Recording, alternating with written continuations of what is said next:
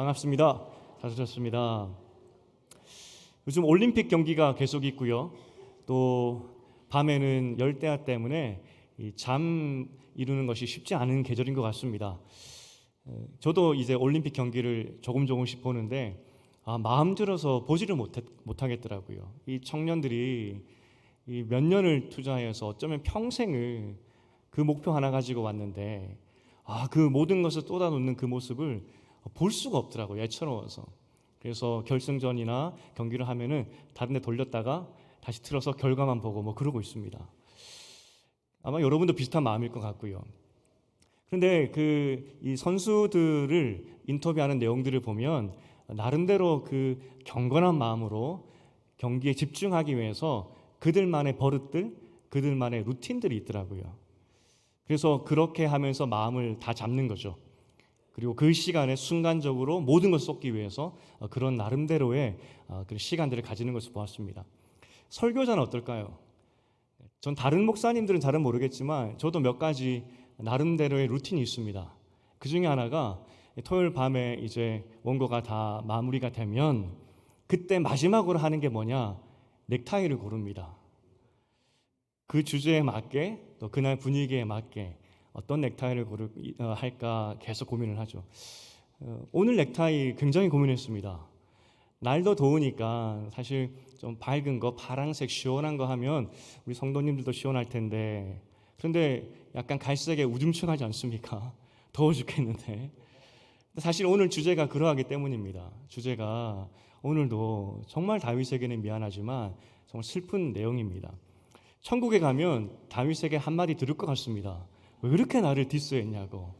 근데 오늘 보면 정말 다윗의 밑바닥을 또 우리는 보게 된다는 겁니다. 오늘 시므이라는 사람이 나왔습니다. 그 사람을 소개할 때 사울의 친족이었다 이야기를 합니다. 그러니까 앞선 왕가의 사람이었겠죠. 이 사람이 피난 가는 다윗을 향하여서 돌을 던지면서 피 흘린 자여 사악한 자여라고 이야기를 합니다. 성경에서 분명히 이야기하기를 다윗 주변에 용사들이 있었다 이야기를 합니다. 그런데 무슨 이 용기가 났던지 그 용사들 다윗을 향하여서 따라가면서 돌을 던지면서 저주를 퍼붓습니다. 아니, 다윗이 명령 하나면 그냥 죽임을 당할 수도 있는데 이 시므이가 따라가면서 너 피 흘린 자여 사악한 자여 가거라 하면서 쫓아간다는 것이죠. 실제 이 모습을 보면서 이 다윗의 장군들이 우리가 저 사람을 죽여버릴까요? 라고 구절에서 이야기를 합니다. 명령만 내려주십시오. 저 사람은 우리가 죽이고 오겠습니다. 감히 하면서. 그때 다윗이 16장 10절에서 뭐라고 답을 하냐면 16장 10절을 읽어보겠습니다. 시작. 왕이 이르되 수르야의 아들들아 내가 너희와 무슨 상관이 있느냐? 그가 저주하는 것은 여호와께서 그에게 다윗을 저주하라 하심이니 네가 어찌 그리하였느냐 할 자가 누구겠느냐 하고 라고 말합니다. 무슨 말이냐면 하나님께서 시므이를 통해서 다윗을 저주하라고 하셨기 때문에 그가 나를 저주하는 것이다. 나는 저 저주를 받아도 싸다라는 것이죠. 달게 받겠다는 겁니다. 그런 점에서 다윗이 지금 이렇게 피난 행렬을 가는 것이 그의 죄의 결과 아니겠습니까? 하나님께서 너 죄의 결과로 반란을 일어나게 될 것인데 라는 그 메시지를 들었었습니다. 다윗은 달게 그 벌을 받고 있죠. 그런 면에서 다윗이 그래도 지금 다행이다 하는 생각이 들게 됩니다. 그런데 문제는 이 시므이가 다윗을 따라가면서 했던 저주의 내용입니다. 다윗이 지금 왜 피난 행렬에 올랐습니까? 밧세바 죄 때문입니다. 남의 아내를 빼앗은 그 죄 때문에 지금 이러한 상황에 이르게 됐는데 시므이가 지금 그 다윗을 향해서 저주하는 것이 밧세바 사건 때문이 아니라 사울 왕족을 네가 죽였기 때문에 이러한 일을 당했다라고 시므이가 정확히 이야기하고 있습니다. 좀 내용이 다르죠.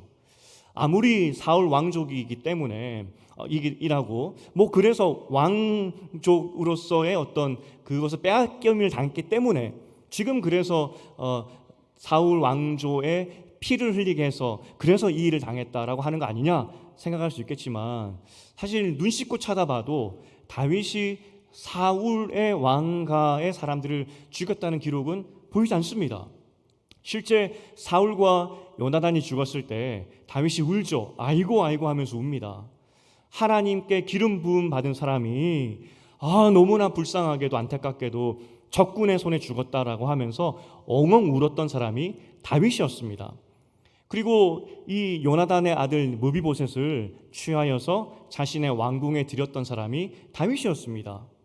어떤 면에서 겉으로 보면은 다윗은 앞선 왕조 사울을 굉장히 잘 대해준 것처럼 보이게 되죠. 그런데 시므이 말이 좀 잘못된 것 같습니다. 다윗은 앞선 왕조 사울 후손들을 죽인 적이 없어 보이기 때문이죠.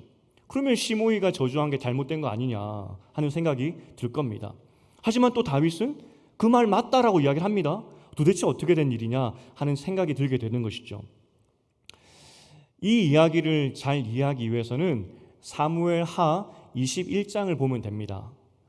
성경은 여러분 정말 지혜로운 책이고 하나님의 지혜가 담긴 책이라는 것이 느껴지는 대목이 바로 사무엘하 21장부터 24장입니다.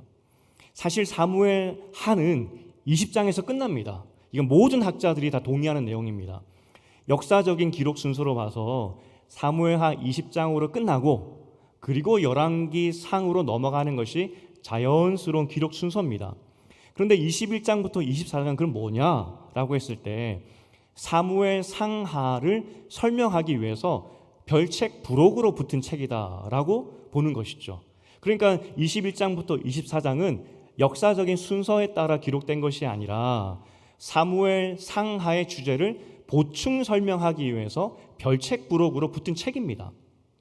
이것과 똑같이 기법으로 쓰여진 책이 사사기입니다. 사사기는 12명의 사사를 설명하는 그런 책 아니겠습니까? 그러면 마지막 삼손 이야기로 그 사사기는 끝나면 됩니다. 그런데 우리가 사사기 내용을 보았듯이 이 사사기 내용이 삼손의 이야기로 끝나는 것이 아니라 17장부터 21장까지 별책 부록으로 붙습니다. 그럼 별책 부록의 그 역할이 뭐냐? 그 앞에 있는 주제들을 설명해 준다 말씀드렸지 않습니까? 사사기를 잠깐 예를 들면 사사기의 전체 주제는 자기 눈에 오른 대로 살았다는 겁니다. 사람들이 사사였던 삼손조차도 지 멋대로 살았다. 그게 그 사사기의 주제입니다. 근데 이걸 헷갈릴까 봐 하나님께서 17장부터 21장까지 5장에 걸쳐서 두 가지 에피소드를 보여주시면서 백성들이 이 모양 이 꼴로 지 멋대로 살았다는 것을 샘플로 보여주시게 됩니다. 그 중에 두 가지 예를 말씀드렸는데, 두 가지 이야기를 말씀드렸는데, 첫 번째 예가 단 지파 예였습니다. 단 지파가 하나님께서 주신 땅을 버린 이유가 뺏긴 겁니다. 이방인들에게 뺏겨버리고, 그래서 이스라엘 최전방 북쪽까지 올라가서 거기에 평화롭게 살던 사람을 학살하고 거기에 정착했다는 내용이 그 사사기 별책 부록의 내용 중에 하나라는 거죠. 하나님께서 주신 땅이었는데 적군에게 뺏기고 자기 눈에 오른 대로 찾아서 길 따라 다니다가 그래서 자신들이 보기에 이 땅이 좋겠구나 해서 정착을 하면서 거기에 있던 사람들, 무고한 백성들을 몰살시켰던 것이 단 지파였다. 이렇게 지멋대로 살았다는 겁니다. 이게 중요한 게 나중에 요한계시록에 가보면 하나님께서 12지파의 이름을 열거를 합니다. 12지파 이름을 쭉 열거를 하는데 그때 단 지파 이름이 없어요. 아니 12지파 중에서 어떻게 단 지파가 없느냐라고 했을 때 우리는 그때 사사기에 지멋대로 살았던 사람들 시대에 단 지파가 하나님 주신 땅 버리고 지멋대로 땅 찾아 떠났더니 하나님께서 단 지파를 지워버리셨구나. 그렇구나 알게 되는 것이죠. 두 번째 이야기가 길랏 야베스입니다. 이것은 사울 왕 때도 오늘 본문에도 길랏 야베스 이야기가 나옵니다. 길랏 야베스는 이스라엘 백성이 지멋대로 살다가 그래서 지멋대로 산 결과로 길랏 야베스 동족을 다 학살해 버렸지 않습니까? 그냥 다 죽여버렸습니다. 이후에 시간이 흘러서 사울이 길랏 야베스 사람들을 구출하는 장면을 여러분 기억하시죠? 길랏 야베스 사람들이 얼마나 고마웠던지 너무나 감사해서 역사적으로 이스라엘 동족에게 이 피비린내 나는 학살을 당했었는데 이 사울이 우리를 구해주었다. 너무나 감사해서 사울과 요나단이 잡혀서 죽어서 그래서 적군의 성벽에 박혀 있을 때 시신으로 길르앗 야베스 사람들이 목숨 걸고 밤낮을 따라서 그 성에 가서 그들의 시신을 거두어다가 장사 지내 주었던 것이 길르앗 야베스 사람들이었습니다. 사사기 후반에 보니까 그래서 길르앗 야베스 사람들이 사울에게 이렇게 잘했구나 싶기도 하고, 또 자기 백성들이, 이스라엘 백성들이 자기 눈에 옳은 대로 지멋대로 살았더니 동족을 학살하는 일까지 저질렀구나. 진짜 사사기 시대에는 자기 멋대로 살았구나. 그것을 보여주기 위해서 이 별책부록으로 사사기를 뒷부분에 붙여놓았다는 겁니다. 오늘 16장을 풀기 위해서는 별책부록을 봐야 됩니다. 16장에 도무지 이해가 되지 않는 시므이의 저주의 내용이 진짜일까? 다윗이 정말 이 사울의 사람들을 죽였을까? 라고 했을 때 이 답이 사무엘하 21장 별책부록에 나옵니다. 그랬구나. 그래서 시므이가 이렇게 저주했구나. 우리는 알 수 있다는 것이죠. 우리 21장의 내용을 좀 보게 될 텐데, 21장에 아마도 학자들은 이야기합니다. 다윗의 초기 치세 시대였을 것이다 라고 봅니다. 왕이 되었는데 문제는 3년 동안 기근이 들게 됩니다. 1년도 아니고 3년 동안. 큰일이죠. 그래서 다윗이 하나님께 묻는 장면으로 이 별책부록이 시작을 합니다. 하나님께 물었더니 1절에서 하나님이 뭐라고 답을 주셨냐면, 이 기근의 이유가 사울 왕이, 이전 너 앞에 그 사울 왕이 기브온 사람들을 죽였기 때문이다 라고 하나님이 답을 주시죠. 명확합니다. 사울이 기브온 사람을 죽였기 때문에, 그래서 이 기근이 왔다는 겁니다. 성경은 자세하게 이 기브온 사람이 그럼 누구냐, 어떻게 해서 이런 일이 일어났느냐, 그걸 설명해 주고 있습니다. 21장 2절인데 우리 21장 2절을 함께 읽어보겠습니다. 시작. 기브온 사람들은 이스라엘 족속이 아니요 그들은 아모리 사람 중에서 남은 자라. 이스라엘 족속들이 전에 그들에게 맹세하였거늘 사울이 이스라엘과 유다 족속을 위하여 열심히 있으므로 그들을 죽이고자 하였더라. 역사를 다시 한번 기억하게 하는 거죠. 이 기브온 사람은 이방인이었는데 여호수아가 가나안을 정복할 때 이 사람들이 거짓말을 합니다. 우리는 멀리서 왔는데 당신들의 종이 되겠다고, 살려달라고. 그때 여호수아가 속죠. 그래서 그들에게 약속을 합니다. 하나님 이름으로 우리의 종이 될 거라고, 당신들은 멀리 있으니까 우리의 종이 될 거라고, 죽이지 않겠다고. 그런데 알고 보니까 바로 옆 동네인 겁니다. 하지만 하나님께 맹세했던 것이기 때문에 그 이후로부터 기브온 사람들은 특별히 유다 지파에 속하여서 그들의 종살이를 했던 것이 기브온 자손들의 이 모습이었습니다. 이 하나님과 약속이었죠. 그런데 이 사람들이 어쨌든 유다 지파에 소속되어 있었기 때문에, 다윗이 유다 지파 아니겠습니까? 다윗이 사울 왕에게 쫓김 당했을 때 이 기브온 사람들이 다윗을 도와줬던 모양입니다. 사울 왕이 그것이 너무나 화가 나서 종살이하던 기브온 사람들을 죽였던 모양입니다. 그래서 이 이유 때문에 이 이스라엘에 기근이 왔다는 것이거든요. 그런데 우리가 여기서 좀 이상한 것이 3년의 기근이면 엄청난 하나님의 징계입니다. 그때 사울이 기브온 사람들을 죽였던 것이 그렇게 큰 죄였다면, 이 사울 왕의 기록할 때 사울 왕의 이야기에서 사울이 기브온 사람들을 죽였구나, 그런 거 한 글자 한 문장 정도 쓰일 법한데 그 내용이 일단 없어요. 그리고 그렇게 큰 죄였다면, 아니 사울이 그때 범죄했을 때 하나님께서 너 잘못됐어라고 말씀하셔야지 왜 시간이 한참 지난 후에 이 이스라엘 전체에 3년의 기간을 주셨을까, 기근을 주셨을까 하는 질문이 들게 됩니다. 좀 이상합니다. 또 이 다윗의 그 다음 반응도 좀 이상합니다. 여호수아도 기브온 사람들이 거짓말해서 살아남게 되었긴 하지만 그럼에도 불구하고 여호수아는 기브온을 살려줍니다. 왜냐하면 하나님 앞에서 약속한 것이기 때문에. 그래서 살려줍니다. 오늘 지금 사울이 기브온 사람을 죽인 것은 하나님의 그 언약, 하나님과 맺었던, 하나님 이름을 걸고 맺었던 그 약속을 사울이 깬 거 아니겠습니까? 그러면 하나님의 이름이 명성이 떨어진 것이기 때문에 이 죄에 대해서 하나님이 이 죄는 이러이러한 징벌을 받아야 돼라고 하면서 판결을 해야 되는데, 판결자는 하나님이 되어야 된다는 겁니다.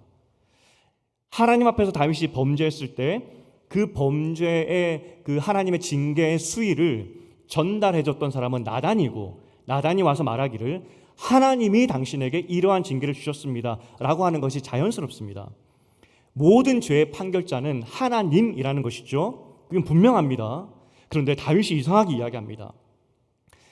하나님께서 사울의 죄 때문에 기근이 왔다 말씀하셨다면 다윗은 이렇게 물어야 됩니다. 하나님, 사울이 예전에 죄를 지어서 이런 일이 왔었군요. 그렇다면 이 문제를 해결하기 위해서 어떻게 누가 형벌을 받는 것이 맞습니까? 이렇게 하나님께 모든 판결을 넘겨야 되는데, 다윗이 말하기를 기브온 사람들에게 어떻게 원한을 풀어줄까? 그걸 묻는 겁니다. 죄는 하나님 앞에 지었는데 어떻게 너희들의 원한을 풀어줄까? 2번이나 묻습니다. 사실 이거는 잘못 찾아간 겁니다. 기브온의 원한을 풀어준다고 되는 죄의 문제가 아니라 하나님 앞에 범죄인데 개인의 복수의 문제로 다윗이 만들어버렸다는 겁니다. 이때 기브온 사람들이 뭐라고 답하냐면, 우리의 이 원통함을 풀어준다고? 이 사람들이 뭘 요구하냐면, 그렇다면 사울의 아들들 7명을 내주십시오. 우리가 그 7명을 사울 왕 고향에 데려가서 그 고향 나무에 목매에 달아 죽여버리겠습니다. 그렇게 이야기합니다. 사울 왕에게 치욕을 안겨주겠다는 겁니다. 그의 고향에 그의 아들들을 데려다가 나무에 목매에 달아 죽게 만들어버리겠습니다. 치욕적인 죽음으로 우리의 원통함을 풀겠습니다 라고 기브온 사람들이 이야기를 하죠. 여러분, 그런 요청을 들었을 때 다윗 왕은 뭐라고 대답을 해야 될까요? 거절해야 됩니다. 왜냐하면 신명기 24장 16절 때문입니다. 우리 신명기 24장 16절을 함께 읽어보겠습니다. 시작. 아버지는 그 자식들로 말미암아 죽임을 당하지 않을 것이요 자식들은 그 아버지로 말미암아 죽임을 당하지 않을 것이니 각 사람은 자기 죄로 말미암아 죽임을 당할 것이니라. 연좌제가 성경에 없습니다. 아버지가 죄를 지었다고 그 죄의 결과를 아들에게 묻지 않습니다. 자기 죄는 자기가 짊어져야 됩니다. 분명히 사울 왕이 기브온 사람을 죽였다면 그 사울 왕 죄입니다. 하지만 지금 기브온 사람들은 그 아들들에게 죄를 물어서 원통함 풀겠다고 이야기를 합니다. 다윗은 그런데 허락해 줘버립니다. 그리고 7명의 아들이 그날로 사울 왕의 고향에서 나무에 목매달아 죽게 됩니다. 이후에 그러면 아주 이상한 사건이 그런데 일어나게 되는데, 지금 이 비가 하나님께서 말씀하시기를 사울 왕이 기브온 사람들을 죽였기 때문에 그래서 3년의 기근이 왔다 말씀하셨겠죠. 그렇다면 지금 오늘 이 다윗이 기브온 사람들의 원통함을 풀어줬지 않습니까? 그러면 비가 와야 될까요? 안 와야 될까요? 와야 되죠. 비가 안 와요. 그럼 비가 언제 오느냐? 21장 14절을 우리 함께 읽어보겠습니다. 21장 14절입니다. 시작. 사울과 그의 아들 요나단의 뼈와 함께 베냐민 땅 셀라에서 그의 아버지 기스의 묘에 장사하되 모두 왕의 명령을 따라 행하니라. 그 후에야 하나님이 그 땅을 위한 기도를 들으시니라. 내용이 좀 이상합니다. 하나님이 비를 언제 주셨냐면 사울과 요나단의 시신이 길르앗 야베스 땅에 묻혀 있었는데, 길르앗 야베스에서 이장하여서 사울 왕의 가족 묘지에 묻혔을 때, 고향에 묻혔을 때, 그때 하나님이 비를 주셨다는 겁니다. 그러면 합리적인 추론으로 비를 안 온 이유는 뭐죠? 비가 그쳤던 이유가 뭐죠? 사울 왕과 요나단이 고향이 아니라 길르앗 야베스에 묻혀 있었기 때문에 하나님이 그래서 기근을 주셨구나. 그게 합리적인 유추 아니겠습니까? 실제 이스라엘 역사상, 그리고 하나님의 율법에도 그렇지만 이스라엘에게 가장 치욕적인 것이 무엇이냐면 고향 땅에 묻히지 않는 것이 이스라엘 백성에게는 치욕입니다. 지금 사울과 요나단의 시신을 길르앗 야베스 사람들이 목숨 걸고 거두어서 자신들의 땅에 지금 장사 지내 주었었습니다. 하지만 성경이 지금 말하고 싶은 것이 무엇이냐면 하나님의 존귀한 왕이었고 사울이 아무리 부족한 왕이었다 할지라도 하나님께서 보시기에 귀한 왕이었다는 겁니다. 그도 하나님의 자녀였습니다.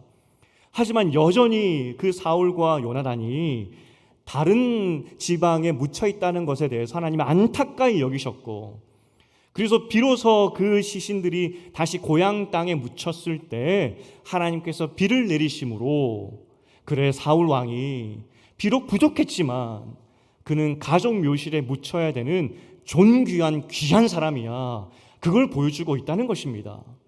그래서 3년의 기근과 이 기브온 사람들의 이야기가 별로 연관이 없어 보인다는 것이죠. 오히려 비는 이 사울과 요나단 때문에 일어난 것 같습니다. 오늘 우리가 기억할 것이 무엇이냐면 이 기브온 사람들이 사울 왕의 아들 7명에게 치욕을 안겨주었는데, 사실 지금 사울과 요나단이 다른 땅에 묻혀 있는 것도 사울 왕에게는 치욕적인 사건이었고, 하나님이 그 치욕을 다시 제자리로 돌이키기 원하셨다는 것이 21장의 내용이라는 겁니다. 여러분, 다윗이 사울 왕과 요나단의 죽음 앞에서 엉엉 울었습니다. 어떻게 하나님의 왕이 이방인 손에 죽을 수 있느냐고 엉엉 울었던 것이, 진심으로 울었던 것이 다윗이었는데, 알고 보니까 정말 진심으로 울었다면, 정말 진심으로 사울과 요나단의 명예를 생각했었다면 그 즉시 시신을 가져다가 가족 묘지에 안치했었어야 되죠. 다윗이 정말 사울을 진심으로 불쌍히 여기고 그를 존귀히 여겼을까 하는 질문이 여기서 들게 된다는 겁니다. 사실 더 큰 문제가 뭐냐면, 그러면 하나님이 분명히 1절에서 이 비가 안 오는 이유는 사울 왕이 무고하게 기브온 사람들을 죽였기 때문이라 말씀하셨는데, 그럼 거짓말 아니냐, 앞뒤가 맞지 않지 않습니까? 알고 보니까 이 사울과 요나단의 장사 문제였던 것 같은데, 그럼 1절에서 사울이 죽였다는 건 그럼 뭐냐라는 질문이 들게 되죠. 21장 1절을 원문으로 잘 살펴보면 좀 이상합니다. 사무엘서에서, 특별히 사무엘서에서 하나님께서 자신의 메시지를 주실 때 관용구처럼 쓰였던 것들이 있습니다. 하나님께서 누구에게 말씀하셨다, 하나님께서 나단에게 말씀하셨다, 하나님께서 다윗에게 말씀하셨다. 하나님의 말씀은 정확히 사람들 혼동되지 않도록 정확히 수신인에게 하나님 말씀을 전해 주었었습니다. 그런데 21장 1절에서 유독 누구에게 주었단 말이 없습니다. 하나님이 말씀하시긴 하셨는데 누구에게 주셨단 말은 없습니다. 학자들이 이 해설을 할 때, 이 구절을 볼 때 아마도 다윗이 하나님 이름 팔아서 거짓말하고 있는 것 같다. 하나님 음성 듣지 않았는데 내가 하나님 말씀을 들었다고, 하나님 말씀하시기를 이 3년의 기근의 이유는 사울 왕이 그렇게 기브온 사람들을 죽였기 때문에, 그 원통함 때문에 하나님께서 비를 주셨다고 다윗이 거짓말하고 있다는 것입니다. 그럼 다윗은 왜 거짓말했을까? 이 사건이 다윗 치세 초기라고 말씀드렸죠. 다윗 초기에 그에게 가장 위협이 될 만한 사람들이 누굽니까? 사울의 아들들입니다. 다윗은 지금 3년의 기근을 통하여서 한 가지 계략을 꾸미는데, 이 기근의 이 모든 책임을 이 기브온 사람들을 죽였던 사울에게 돌리면서 이것을 빌미 삼아서 사울의 아들들을 죽이고 이 사람들이 다시는 이 반란을 꿈꾸지 못하도록 만들어버리겠다는 것이 다윗의 계략이었다는 겁니다. 그리고 놀랍게도 기브온 사람들이 이 다윗의 마음을 알아버립니다. 사실 알 수밖에 없는 것이, 성경을 보면은 2번이나 물어봅니다. 다윗이 기브온 사람들에게 어떻게 원통함을 풀어줄까? 하나님이 말씀하시기를 너희의 원통함 때문에 기근이 왔다고 하는데 어떻게 원통함 풀어줄까? 2번이나 물어봅니다. 정치적인 감각이 있고 센스가 있다면, 다윗이 사울의 아들들을 죽이고 싶어 하는구나. 기브온 사람들이 이야기합니다. 7명 내어주십시오. 당신이 원하는 대로 사울의 고향에다가 매달아서 다시는 사울 자손들이 반란 꿈꾸지 않도록 우리가 치욕을 안겨주겠습니다. 이것이 숨은 다윗의 계략이었다는 겁니다. 여러분, 그래서 오늘 이 시므온이 이야기하는 너 이 피를 흘린 자여, 원문으로 보면 이 불량배로 해석할 수 있습니다. 이 너 불량배여, 한국말로 하면 페르나가 되겠죠. 사람을 그렇게 무고하게 죽인 너 다윗이여, 내가 다 봤다고, 네 중심 다 봤다고, 너 그렇게 죽이지 않았냐고 시므온이 이야기를 합니다. 아무도 모를 줄 알았고 덮어준 줄 알았는데 다윗 면전 앞에서 네가 그렇게 7명의 아들을 치욕적으로 죽이지 않았냐고, 그때 하나님께서 그 치욕을 면하게 하기 위해서 사울과 요나단의 아들의 시신이 가족묘에 들어올 때 그때 비를 주심으로 저 다윗 거짓말하고 있다고 하나님이 그때 고발하지 않았냐고, 너 그렇게 피를 흘리게 했던 사람 아니냐고, 이 불량배야 라고 이야기를 하고 있다는 겁니다. 그러니 시므이의 이야기는 거짓말이 아닙니다. 다윗이 이야기합니다. 저 저주는 하나님으로부터 왔다고, 맞다고. 내가 그때 권력이 어두워서, 눈이 어두워가지고 사울왕 요나단이 죽었을 때 눈물로 그렇게 애곡했지만 사실 내 마음속에서는 어떻게 하면 저들을 다 죽여서 내 왕권을 강하게 할 것인지, 그게 내 마음이었다고. 그래서 내가 7명을 쳐 죽였다고, 내가 살인자라고. 그 고백을 다윗이 하고 있다는 겁니다. 21장에서 이 7명이 얼마나 원통하게 죽었는지 잘 설명하고 있습니다. 6개월에서 7개월 동안 시신이 방치가 됩니다. 6개월에서 7개월 동안 방치되는 동안에 그 사울의 아들들의 어머니가 어떻게 그 시신을 지켰는지, 긴 반년의 시간 동안 어떻게 지켰는지 눈물겹도록 기록하고 있습니다. 우리 사무엘 21장 10절을 함께 읽어보겠습니다. 21장 10절입니다. 시작.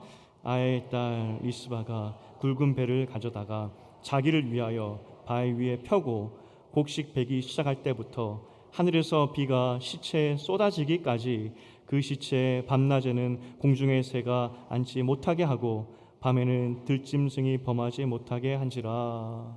이 엄마의 마음을 보여주면서 이렇게 불쌍하게 죽었다고, 하나님 이름 팔아먹고 7명을 불쌍하게 죽인 이 다윗 보라고. 오늘 16장의 시므이의 저주가 그냥 하는 말이 아니었다는 겁니다. 오늘 본문은 그래서 진짜 다윗은 불량배였습니다. 하나님 이름까지 팔아먹는 그런 사람이었습니다. 여러분, 정말 기억하십시오. 사울 왕 때에는 그 누구도 반란을 일으킨 사람이 없었습니다. 정치가 부족했고 이 다윗에게 이 마음이 뺏겨가지고 계속 쫓아다녔지만, 그래도 사울을 사람들은 하나님이 기름 부음 받은 자라고 하면서 따라갔습니다. 하지만 다윗의 보십시오. 마지막 사무엘상의 마지막 하의 마지막 장은 20장이라고 말씀드렸죠. 사무엘하 20장이 어떻게 끝나는지 아십니까? 반란 이야기로 또 끝납니다. 끊임없는 반란이 일어납니다. 그런데 왜 그렇게 되었느냐? 나단이 이야기했죠. 당신 때문에 하나님 이름이 업신여김을 당하기 시작했다고. 당신 때문에 네가 다 망쳐버렸다고. 하나님께서 이스라엘 백성을 출애굽시키셔서 이 긴 사사기의 이 칠흑 같은 암흑 같은 역사를 지나시면서 그래도 인내하시면서 사무엘이라는 위대한 선지자를 또 내셔서 이스라엘 백성을 다독이고 또 사울 왕 세우고 목동되었던 다윗을 왕 세워서 새 출발하려고 했는데 이 불량배 다윗이 나타나서 다 망쳐버렸다는 것입니다. 하나님께서 기름 부음 받은 왕이었는데 그 왕조차도 필요 없다는 것이 백성들의 모습이었으니 하나님의 이름이 얼마나 땅에 떨어졌는지, 다윗이 그러한 사람이었다는 겁니다. 더 안타까운 것은 1000년 후에 이스라엘 백성들이 하나님께 요구했던 것이 무엇입니까? 다윗 같은 왕을 주십시오 라는 것이었습니다. 예수가 이 땅에 왔는데 그들이 하나님께 요구했던 것이 무엇이냐면 다윗 같은 왕을 주셔야 우리가 독립하고 잘 살 수 있겠습니다. 그 고백을 하고 있더라는 겁니다. 하지만 성경은 이야기를 합니다. 다윗은 불량배였다고. 어떻게 이 왕에게 너희가 소망을 걸겠냐고. 어떻게 이 다윗 같은 불량배에게 생명을 걸겠냐고. 하지만 이스라엘 백성은 깨닫지 못하죠. 자기가 원하는 왕만 구했다는 겁니다. 정말 다윗 나쁜 것 같습니다. 그러면 오늘 교훈은 뭐냐? 그래서 넥타이를 이렇게 멜 수밖에 없었던 이유가 아시겠습니까? 히브리서 11장 32절에 보면 놀라운 반전이 있습니다. 우리 히브리서 11장 32절을 보겠습니다. 시작. 내가 무슨 말을 더하리요? 기드온, 바락, 삼손, 입다, 다윗 및 사무엘과 선지자들의 일을 말하려면 내게 시간이 부족하리로다. 히브리서에서 이야기를 합니다. 그 막대 먹은 삼손도 그랬고 불량배 다윗도 그렇고 믿음의 사람이다라고 이야기를 하고 있습니다. 아니 어떻게 이렇게 불량배가 하나님 이름까지 팔아먹는 사람이 어떻게 믿음의 사람으로 올라올 수 있을까? 우리 너무나 이상하죠. 역대상하라는 책이 있습니다. 똑같은 역사책인데 그런데 내용이 좀 달라요. 왜 다르느냐? 역대상하는 독자가 달랐습니다. 다른 이 바벨론에서 종살이 하다가 포로로 잡혀갔다가 하나님 모든 징계를 다 받고 나서 이 사람들이 가나안으로 다시 돌아오게 됩니다. 제2의 출애굽이죠. 다시 돌아왔을 때 백성들이 새 마음으로 하나님 다시 한번 우리가 잘 살아보겠습니다. 그런데 어떻게 살아야 되겠습니까? 성경을 보니까 모델이 없습니다. 어떻게 살아야 될지 앞이 보이지 않습니다. 또 똑같이 살면 우리도 다윗처럼 불량배처럼 살 텐데 어떻게 살아야 되겠습니까? 역대상하의 주제는 포로기에서 돌아온 백성들이 어떻게 살아야 되겠습니까? 그 질문의 답으로 주신 것이 역대기 상하입니다. 거기에도 다윗 이야기가 나와요.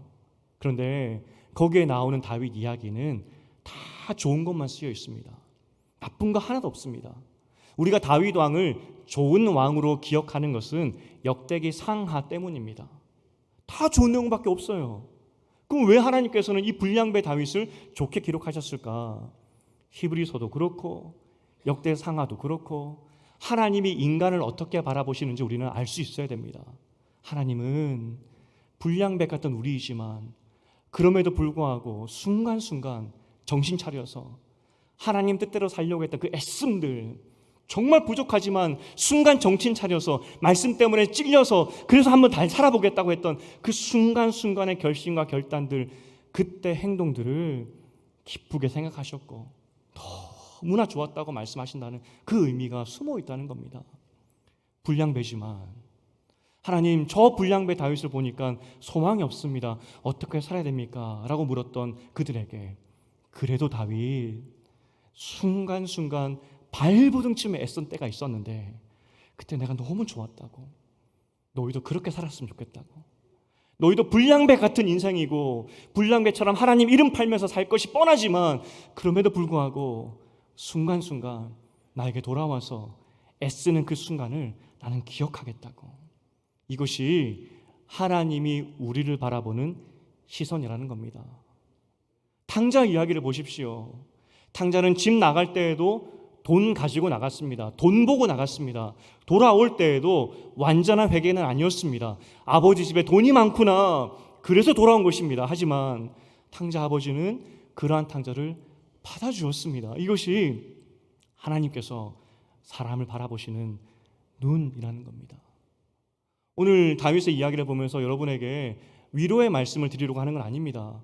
다윗도 이렇게 했으니까 우리도 이렇게 살 수 있는 거 아닙니까? 그 정도 메시지가 되지 않기를 원합니다.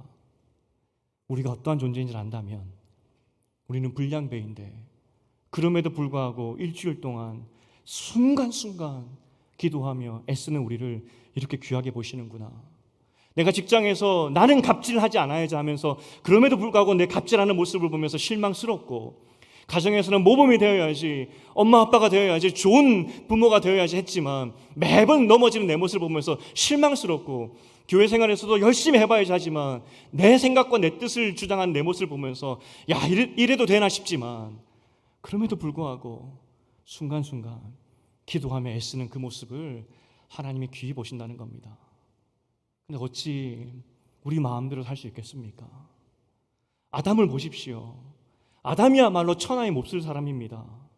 하나님이 세상을 만드시고 보기 좋았다라고 너무나 기뻐하셨는데 한순간에 하나님의 세상을 망가뜨렸던 사람입니다. 지금 우리가 당면하고 있는 모든 문제는 그 한 사람 아담 때문에 다 우리가 그 결과를 가지고 있는 거 아니겠습니까?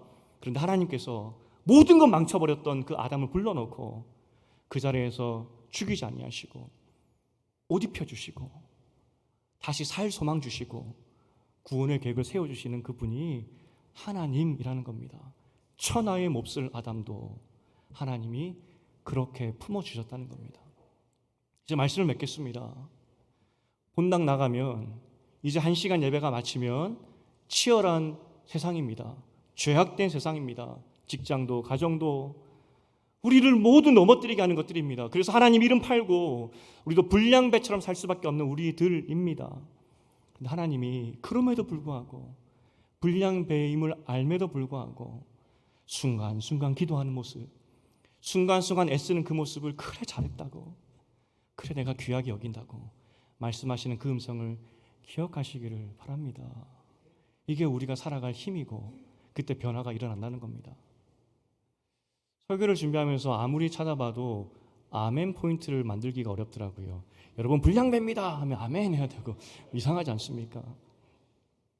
우리가 마지막 305장 나 같은 죄인 살리신 그 찬양을 하고 싶은데 이것이 우리의 영혼의 고백이 되었으면 좋겠습니다.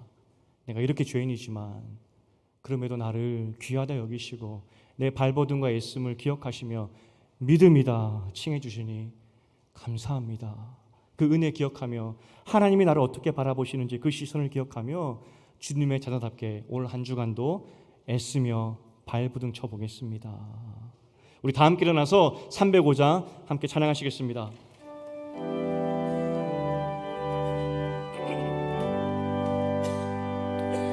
나 같은 죄인 살리신 주의 놀라워 이 어떤 생명 찾았고 광명을 얻었네. 큰 죄악에서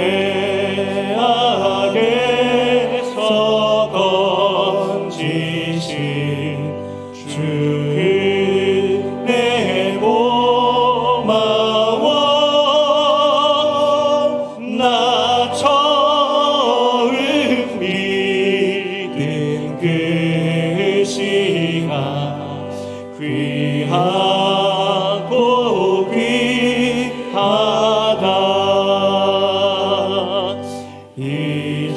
이제껏 내가 산 것도 주님의 은혜야. 또 나를 찾아온 양에 인도해 주시리. 거기서 우리 영혼이 우리 영혼 주님의 은혜로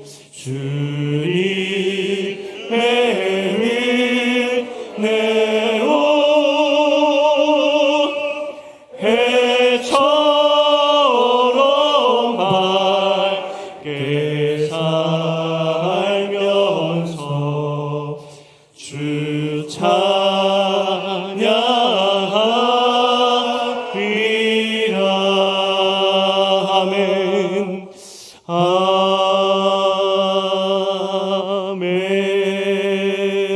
아멘. 알고 보니까 꽁꽁 숨겨진 줄 알았는데 다윗이 이런 죄까지 지었구나 우리는 알게 되었습니다. 하나님께서 다 드러내 보이셨죠. 그럼에도 불구하고 하나님께서 이렇게 불량배 같은 다윗을 믿음이 있다 칭찬하시고 잘했다 칭찬하셨습니다. 우리 하나님께서는 이 인생의 길이 얼마나 고달픈지 아시고 이 인생길 걸어가는 동안에 우리의 받는 시험이 얼마나 큰지도 아십니다. 그러하기 때문에 그 속에서 발버둥 치는 우리의 그 애씀을 기억하시고 잘했다고 칭찬해 주시는 것이죠.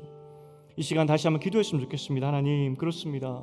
내가 여전히 불량배 같아서 넘어질 수밖에 없지만 그럼에도 다시 한번 일어나 보겠습니다. 주님 자녀답게 살아보겠습니다.